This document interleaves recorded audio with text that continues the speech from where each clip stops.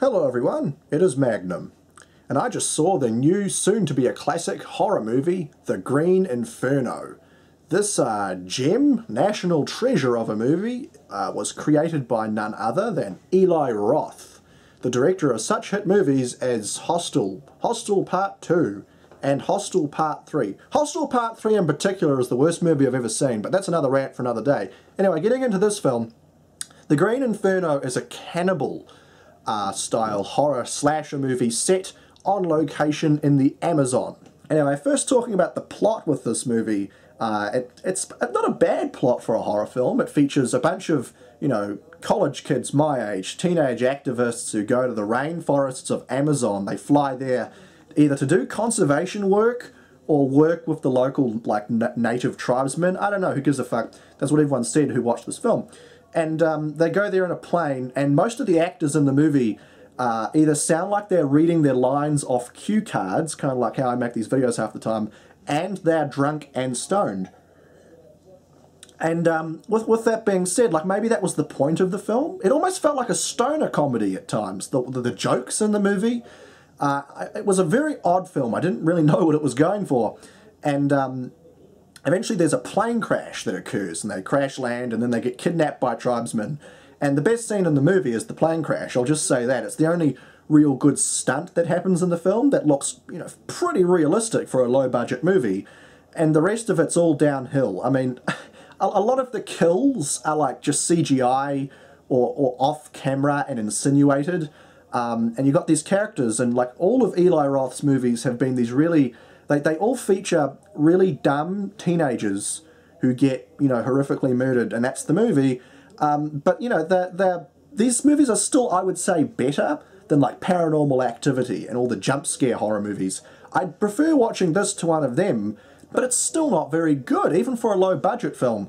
I get the impression that Eli Roth just sort of made this movie because he could. It's not like a big comeback career return or anything like that. He just got $5 million and went into the rainforest and, shot a low-budget horror movie with a bunch of hot chicks. And who could blame him? That's, sounds like fun. I'd fucking do that if I could.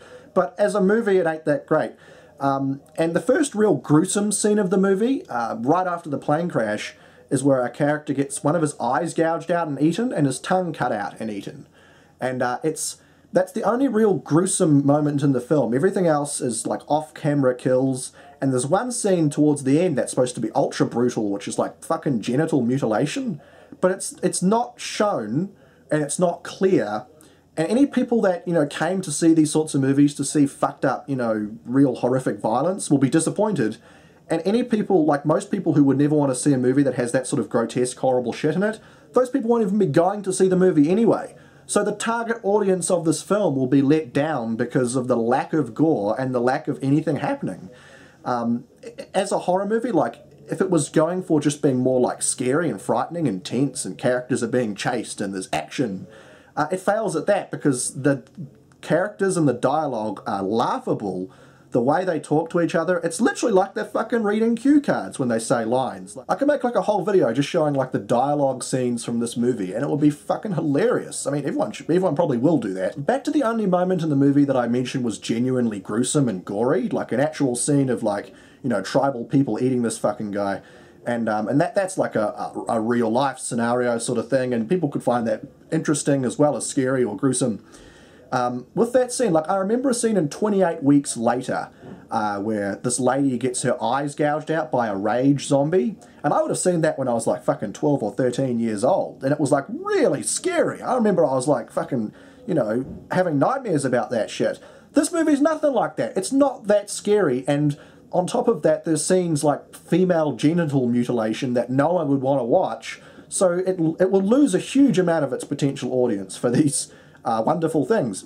In addition to all these wonderful things, the few positives I can say about the movie is because it was so B-movie-ish, it felt really low budget and amateur and out of place with Hollywood actors in it, although none of these actors are that well known.